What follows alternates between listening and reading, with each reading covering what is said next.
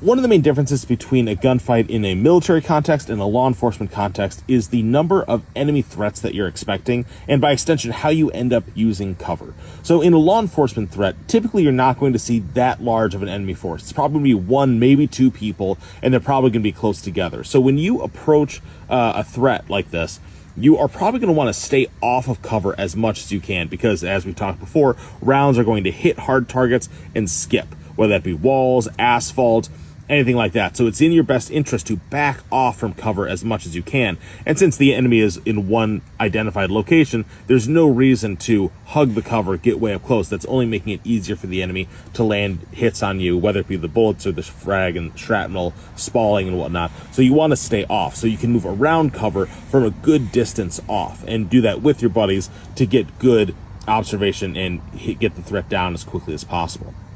But in a military threat, it doesn't always work like that, because even though it may be advantageous to get off cover, it's generally good practice to assume that the enemy has buddies. He may be up here in a building, he may have a flanking element over here. So if you stay really far back off of cover, suddenly you're exposing yourself to flanking fires that you didn't know were there. So generally you want to stay closer to cover, hug that cover as best you can, even though that may make you a little more vulnerable to stuff like the, like I said, the spalling and everything coming off that cover, but you're less likely to just get annihilated, getting caught in the open by a flanking force. If you have good security on your flanks, then definitely back off, but don't just do it assuming that the enemy does not have friends nearby.